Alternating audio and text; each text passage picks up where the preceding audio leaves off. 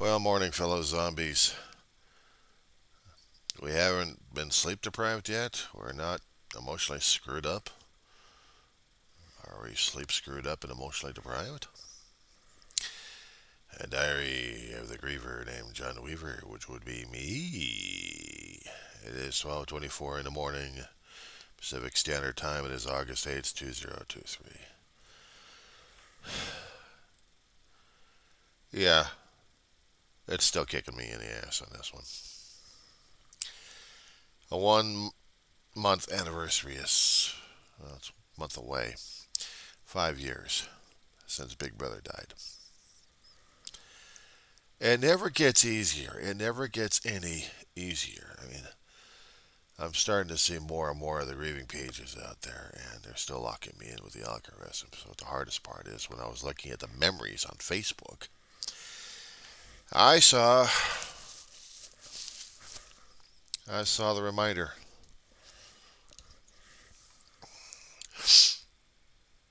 and I had to get screenshots and store them away. This has never been the easiest damn thing for me to get through, I'll tell you. Anniversaries of deaths? Shit.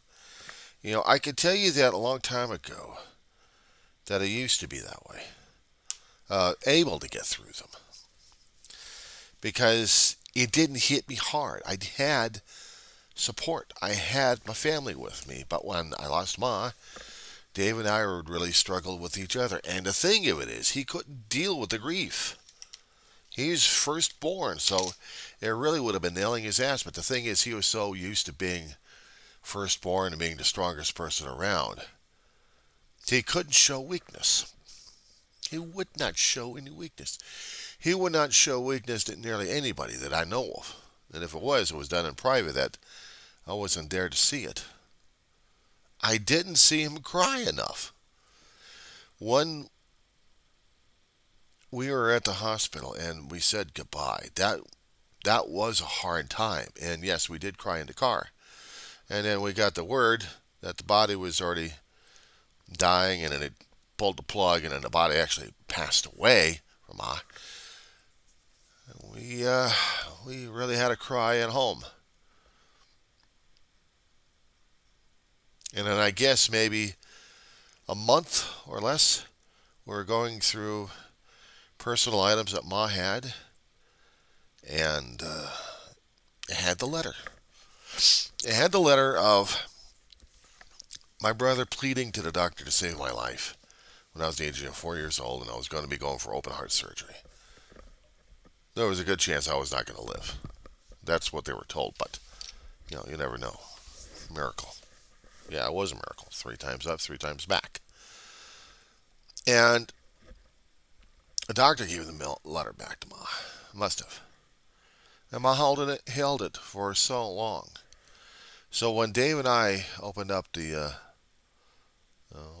our little crypt of sorts, the letter was there, and we had a major cry after that one. But after that, nothing. Nothing. If there was going to be grieving that my brother was going to be doing, it wasn't happening. It wasn't happening for him.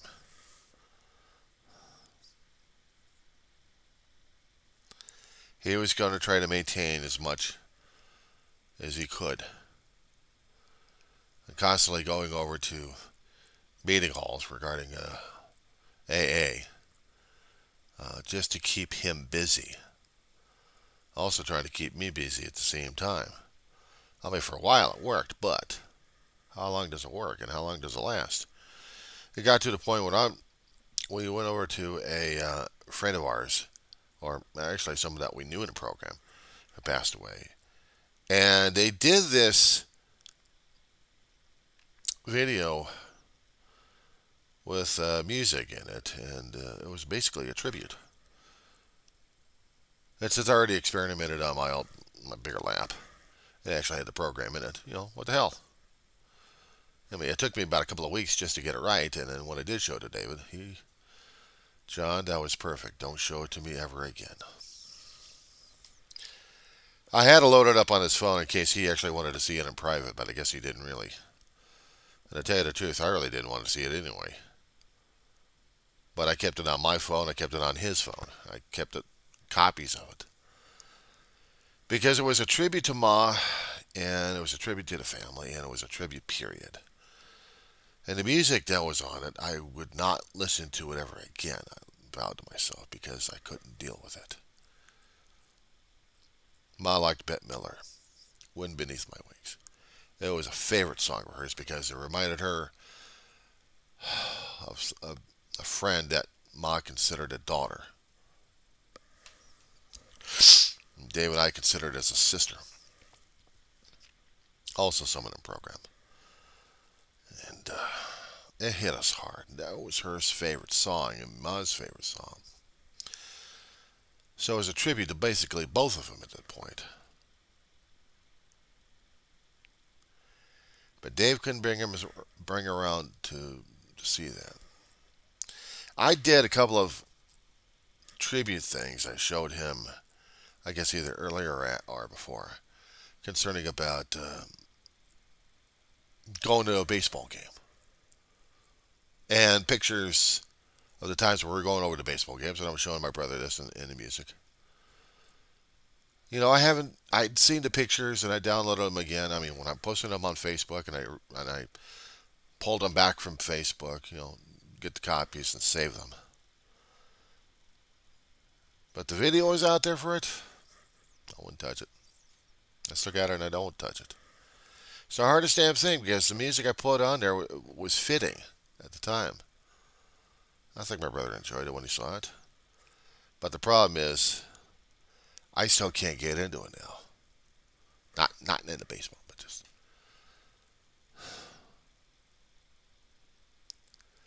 The times that I spent with my brother that I actually had captured on film. And I made this tribute to him. And a couple other items, even cruising. It gets harder and harder to deal with it. And I'm reminded every time I keep going on Facebook and I see the grieving pages left and right. It's a hard thing to deal with a constant in the universe. Taxes is one thing, but death is constant. We don't know how to handle it. We really don't know how to handle death. We have tried to do rituals. We have tried to do everything else to hide from the damn thing. And it's hard as hell for us to deal with because the emotions are that great. And if they are that great, it means, in general terms, this idea has been bounced around all over the net and social media and everywhere else, that how much you're grieving is how much you more love that person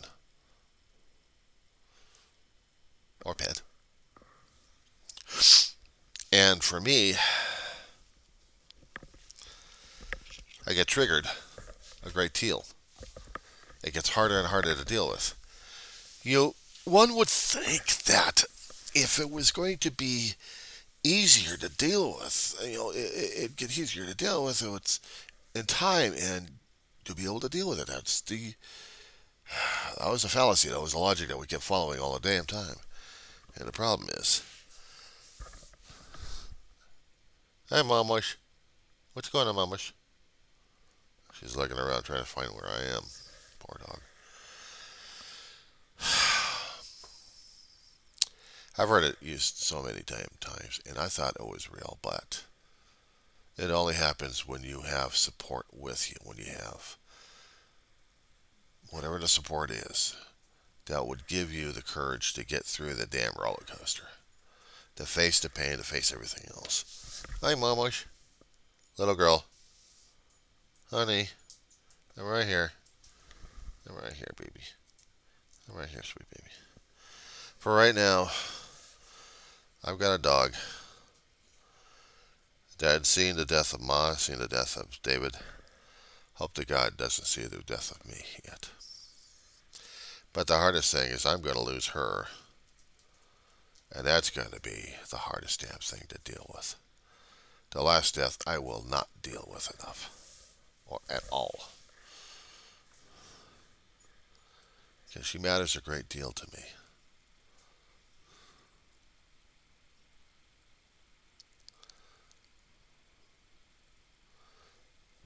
Knowing her, she probably wants to go out right now. You guys will excuse me for a minute here. Yeah, I had to bring her in. I heard Alan wasn't quite sure. I don't take chances out here. This is the desert. I'm afraid of snakes, bugs. Well, bugs piss me off. But snakes are dangerous, and so are coyotes.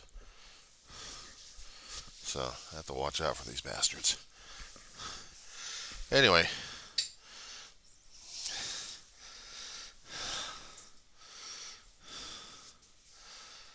artists. I mean, it's. I've read so many things on social media concerning about the grieving, and sometimes people just don't understand how and why. The problem is, we can get the cause of death from the coroners.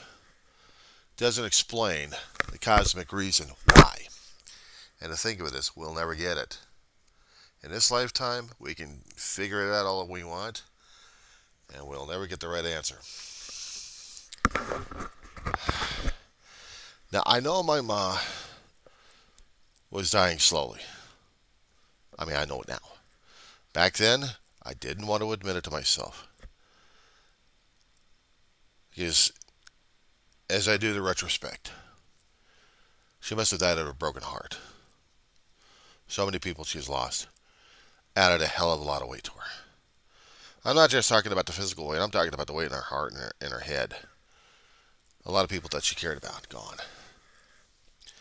So now we're dealing with my brother's death.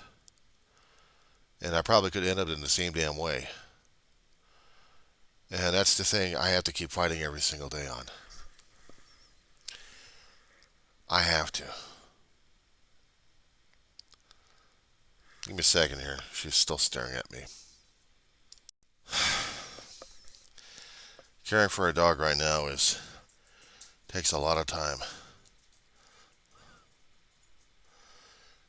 Especially when she's getting older, more decrepit a bit, blind. But she knows her way around, so. Some things you just don't change around here. And other things I will change. I was looking in the background of the picture that I had of my big brother. And I had noticed that the configuration he had was a hell of a lot different than the configuration I get right now. It fits our personalities a bit. And the hardest damn thing was seeing him here in the same position, or actually in the same position anyway.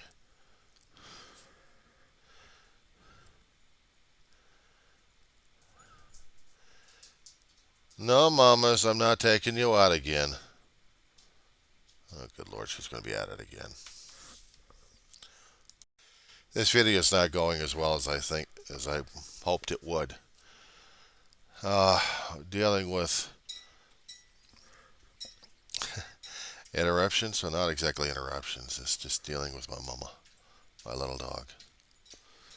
I guess she's the one I could thank at this point over here to drive me crazy because it keeps me off from being triggered and then going on an emotional roller coaster and being depressed right afterwards, because that's normally what happens. I had taken time off because of the grieving cycle, and I'm coming back to school next week. Yeah, I'm trying to drum up as much energy as I can to look forward to this thing and not be afraid, not be depressed about it, because hell, I had to cancel a semester off again last semester, and it drove me crazy. I couldn't do it because the damn grieving in the morning was getting to me at that point, and I had to pop my lid off at a therapist and really talk to him about this situation. And It's the only way I can deal, and it's the only way I can handle this damn thing. I mean, tomorrow morning will be the contact with the therapist. And normally, we'll be talking about a lot of things that pops up. I mean, that's normally the therapist is basically a sounding board. And the thing of it is, I need a sounding board. I need to let the therapist know what the hell is going on. The anniversary is coming up, and it's going to be going freaky on me. And I'm going to have issues over this damn thing. I really am. Only because I'm going to be dealing with the emotions on this one a great deal more. 5 years coming up. Ma's anniversary's already came and went already.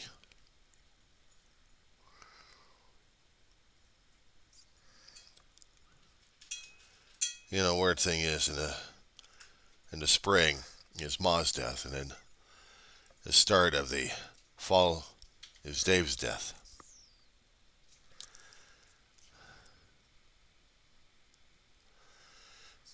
I can run, I can hide, I can try to do something just to keep away from the pain, laugh, and go yellow and everything else like everybody else would. Whereas I tried a long time ago. And the thing is, as I said before, it helps if I have support. Because if I don't have the damn support, it ain't gonna work. I know, I tried.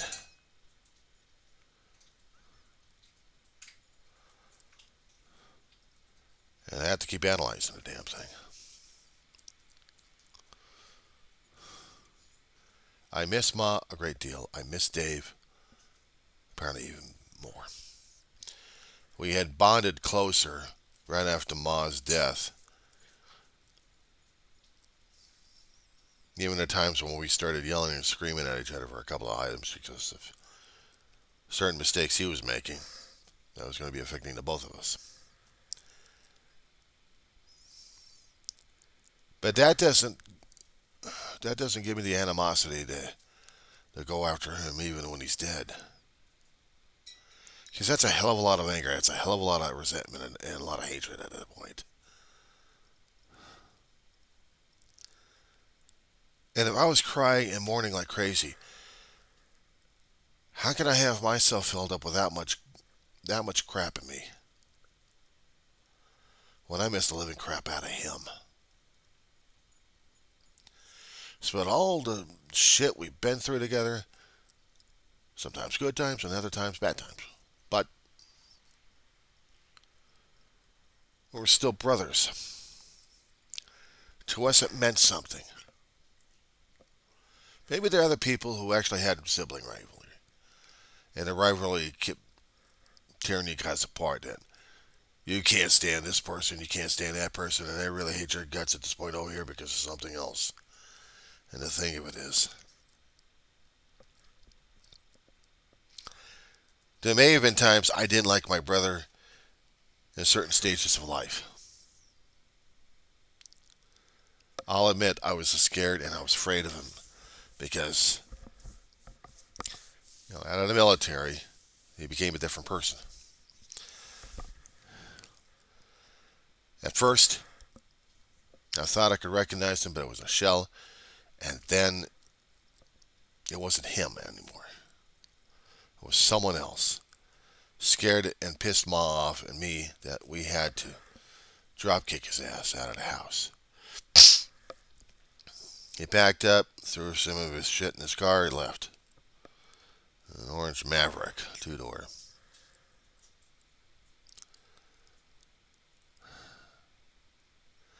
But I'll tell you, it hit Ma hard when she had to keep searching the streets of the San Fernando Valley to look for him. And I don't know if Dave ever told her what the hell he had been through. I don't know if he ever confided with her about that. He never told me about it.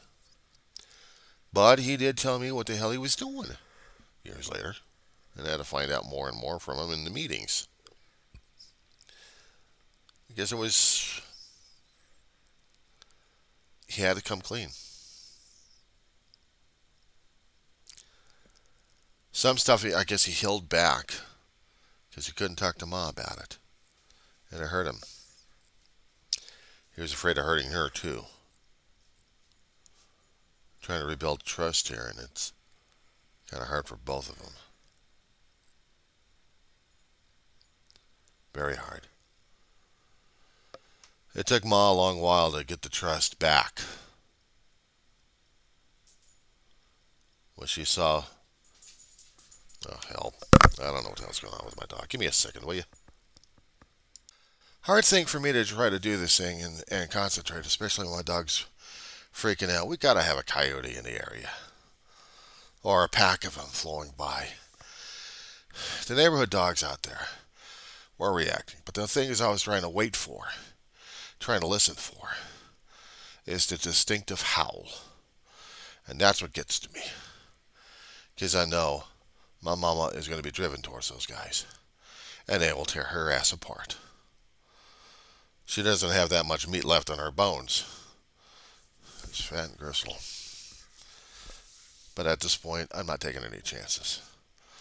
I still need the air. It's still cool outside, and I need to cool this place off. But what I don't need her wanting to go outside because of those damn bastards out there. They won't get into the complex. They don't like to because of the human activity and lighting system. I'm sorry. This time, I guess I'm not going to be able to finish up and follow stories right now as it is. I'm just too frazzled right now with now as it is. Not back then. Maybe it's a good thing. I don't know.